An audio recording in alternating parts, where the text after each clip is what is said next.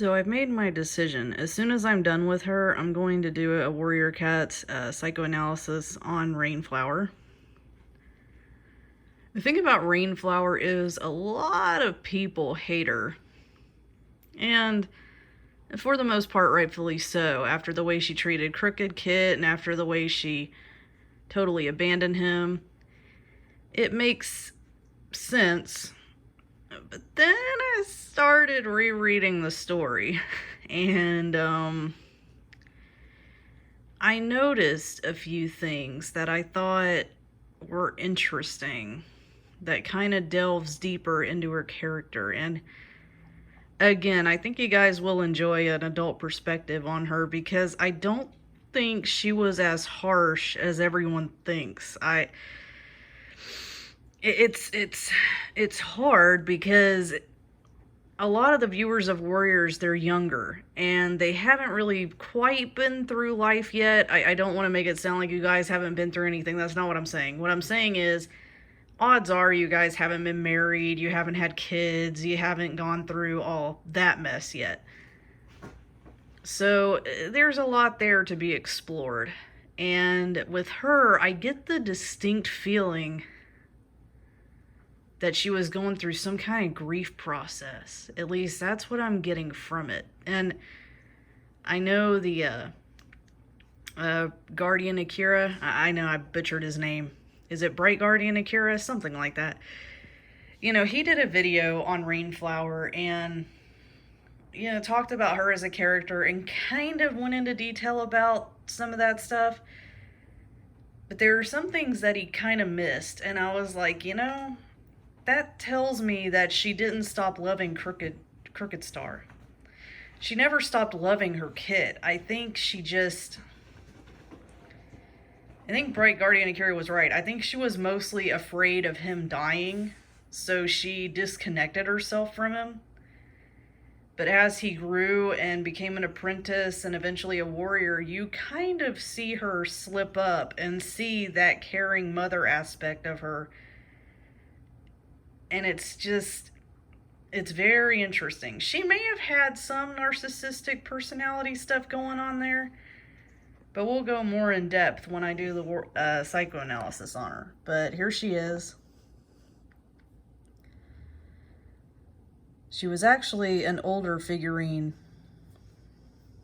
that I'm redoing right now. I did her eyes this way because, you know, for years and years on the Warriors Wiki, she had blue eyes. And they changed it to, I think, amber now. So I just gave her the dove wing eyes.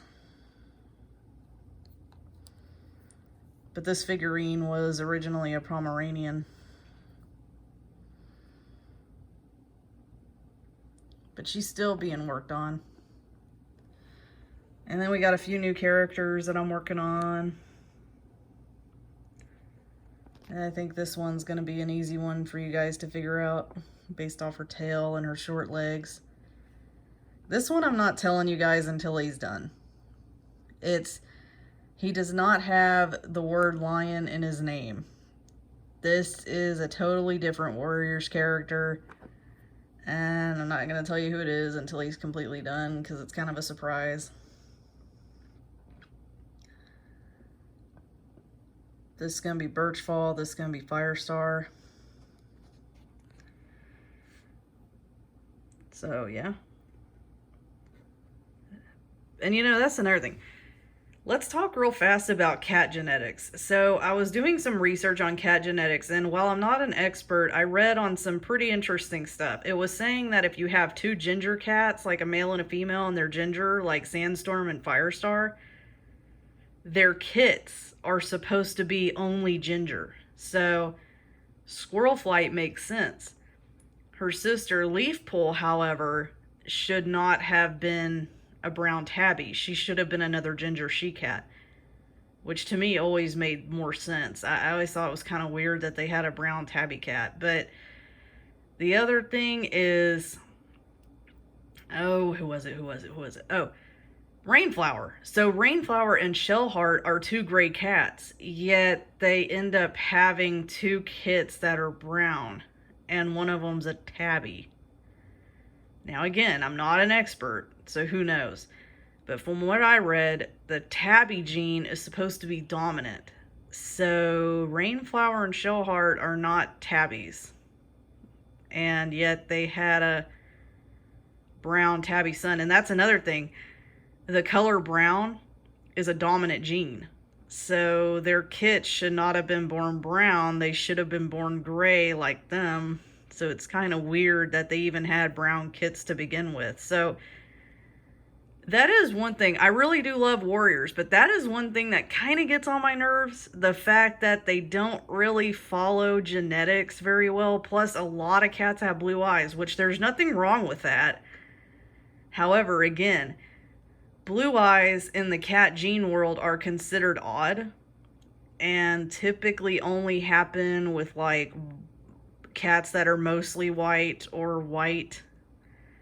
So it's a little weird that we have some silver tabbies with blue eyes and brown tabbies with blue eyes. Like, it's just not supposed to work. So yeah, it's pretty interesting, some of the stuff I'm reading on, but in the wild, there are anomalies all the time. So who really knows? But you know, if warriors was being more genetically correct, basically all the kits that are born would look like their parents. And let's be honest, if they did that, that would be kind of confusing. Because if you have a bunch of kits and they all look like their parents, that would confuse some people. It would confuse me anyways.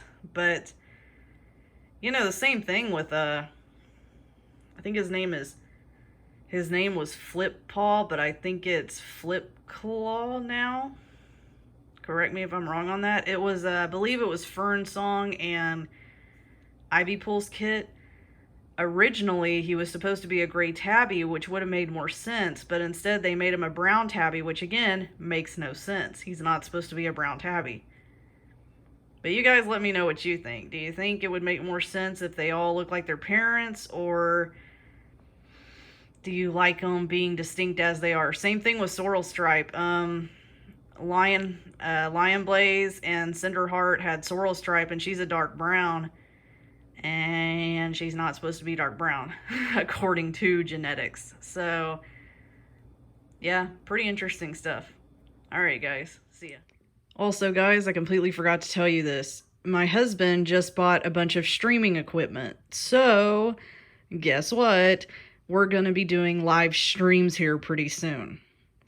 I don't know when. It's probably going to have to be next week when he has another day off.